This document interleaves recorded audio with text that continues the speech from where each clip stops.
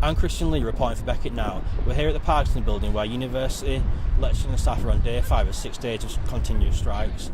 This is the latest round of industrial action over pay, pensions and working conditions. Many students may feel frustrated about the disruptions to their education over this last academic year. I'm here with George from the Leeds Student Staff Solidarity Group, who supports the strikes. Thanks for joining me, George. First of all, why is it that you support the strikes? Well, I think work has been treated awfully over the last few years. There's been a real term pay cut of around 25% since 2009.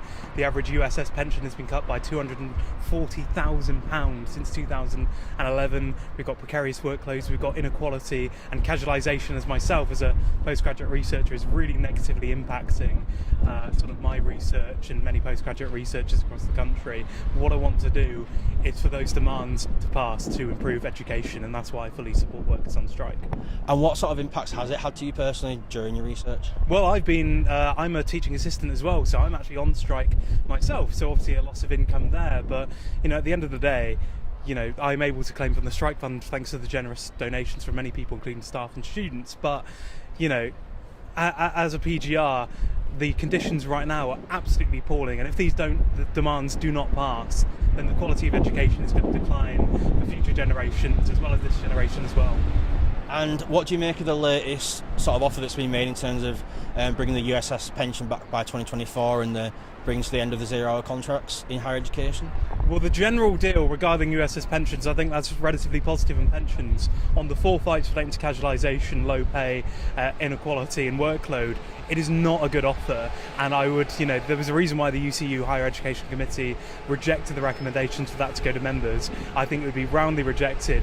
And, when there is escalation of strike action and a marking and assessment boycott that can be sort of looked at as an option by the UCU, we can get a much better deal. The RMT even yesterday got around 9 to 14% pay rise for their workers, and I think UCU could do the same. What are the main problems with the deal?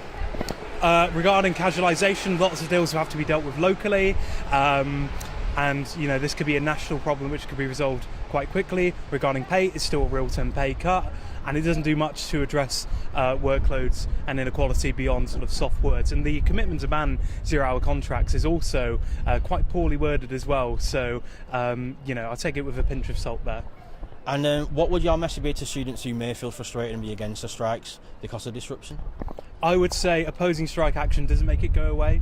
The stronger the strike, the more likely it is to succeed. And we're seeing union settlements happening all across the country right now with fair pay offers, fair resolutions, and I think standing with striking staff is so much better to do rather than opposing it, because you can make the strike stronger. And actually, if you have people on board, that will improve the quality of education for everybody. I think what would be a lot worse is lots of staff members leaving the institutions completely, which would even further reduce the standard of quality of education. So support striking staff and their fair demands. Thank you for joining me, George. This is Christian Lee reporting for Beckett Now.